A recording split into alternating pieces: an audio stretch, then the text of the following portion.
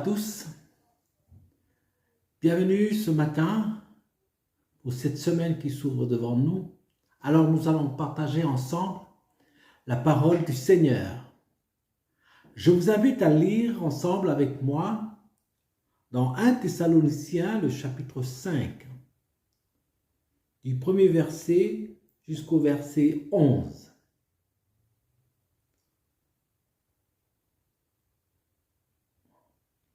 En ce qui concerne les temps et les moments, vous n'avez pas besoin, frères et sœurs, qu'on vous écrive à ce sujet. En effet, vous savez bien vous-même que le jour du Seigneur viendra comme un voleur dans la nuit.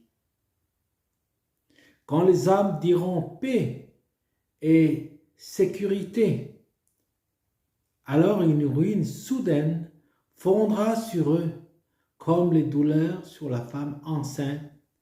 Ils n'y échapperont pas.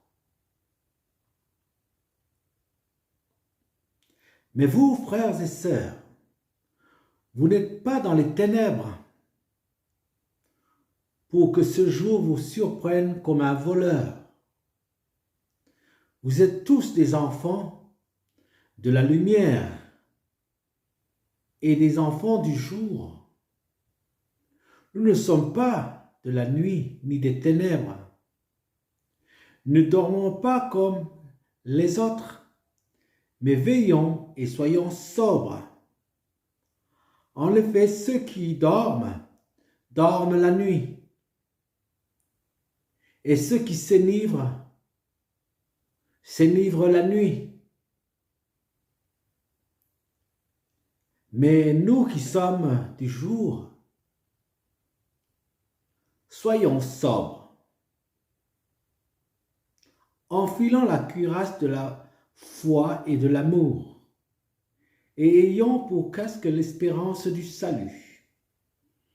En effet, Dieu ne nous a pas destinés à la colère, mais à la possession du salut par notre Seigneur Jésus-Christ, qui est mort pour nous afin que soit que nous veillions ou que soit nous dormions, nous vivions ensemble avec lui.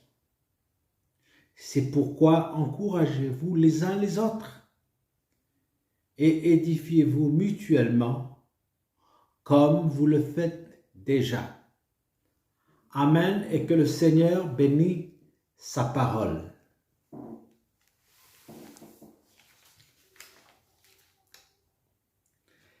Paix et sécurité.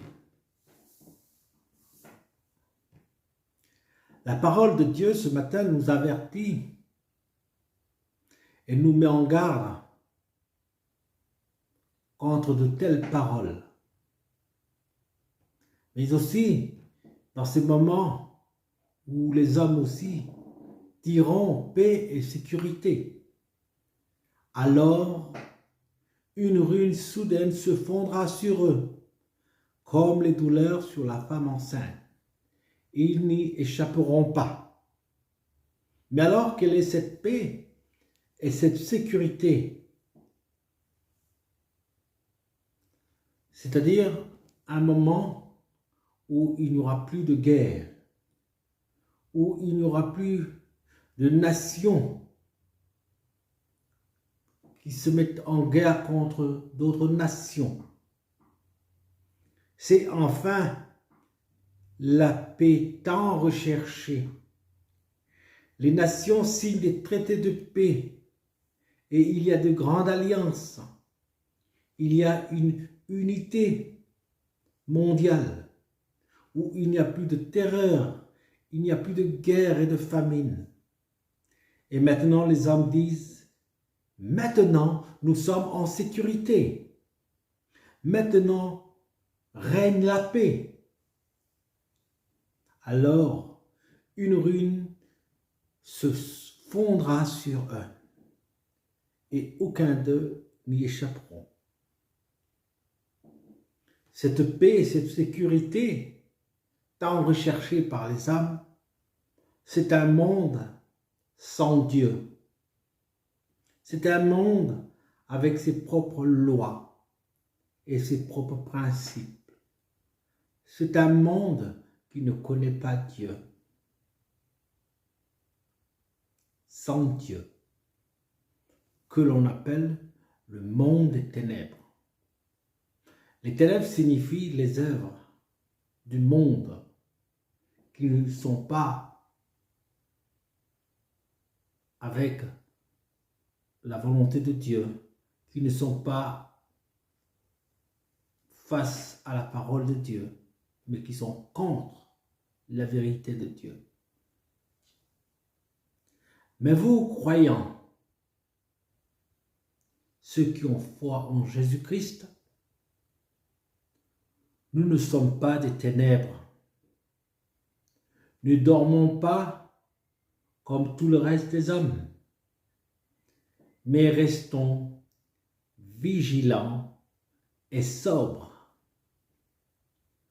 Ici, dans cet épître, Paul exhorte tout chrétien, dans ces moments, à se revêtir de l'armure chrétienne,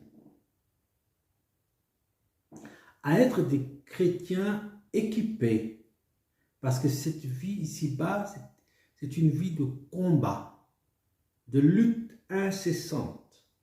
C'est pour cela qu'il nous donne cet équipement spirituel. Pour que nous puissions affronter toute chose, mais aussi supporter toute attaque, toute opposition. Et, chers frères et sœurs en Christ,